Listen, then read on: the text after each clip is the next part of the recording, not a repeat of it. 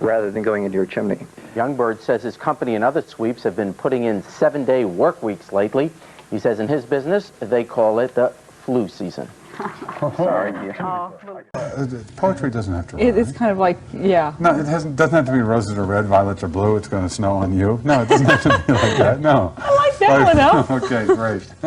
Thank you, Pat. Have a great weekend. Thank you, Pat. We've now been told, looks like it's going to be cold. Just ahead, a Northern Kentucky man may be up for a White House job, and in sports, nearly $1 million a year. All week, last 2 weeks, we've been covering the Olympics. 3 weeks almost. Ken's now going to talk about a sport. I'll be honest, I use a snorkel in a bathtub, so it's not a... glass of water bothers you, doesn't it? Right. Yeah. It's not a sport I relate to much, but I'm going to be interested in hearing about it. Ken? What a scary thought that is, too. I'll be back at 6 o'clock with more sports. Let's go back to Jerry and Norma.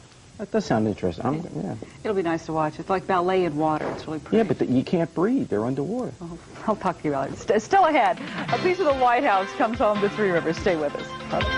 And Tommy, since this is old home week for you, I went through some archives and came up with your senior picture. Boy, take a look at that, guys. Ooh, what's that?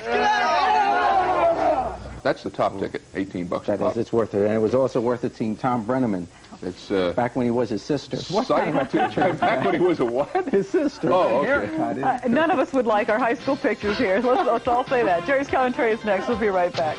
And I don't sing it with you. I tell you what, listening to Glenn Campbell, he was the inspiration why I decided to learn how to play. Play the guitar and sing? No, the tuba. The tuba. Well, because I heard him play the guitar, and I figured I'm out of my. I've heard you play the guitar and sing, and that's why you should play the tuba. I can do. No, he. Gentle on my mind. I love his songs. You know, the last thing he said is the most relevant if you listen to his show. He's not just a comedian and doing a lot of jokes and stuff. He is a real lobbyist. He is a lobbyist for the trucking people. Yeah. When they went on strike, he kind of organized them around the country. He's a hero. He's been organizing throughout many states and doing a lot of work, and kind of fun to listen to, too. I have to admit. I like that name, the trucking bozo. I've listened to him every now and then, you know. That could be the commentating bozo. Huh? I would say something about maybe you already are, but then we'd get ourselves in big trouble, wouldn't we? I wouldn't say that. You try to tell jokes all the time, and go ahead, I was walking tell down the us. street in New York, and this guy comes up to me and says, "How do you get to Central Park?" I said, "I don't know." He says, "Good, I'll mug you here." Timing, Jerry. It's all in the timing. You got a joke for me? I feel like I'm in a Fellini movie or something.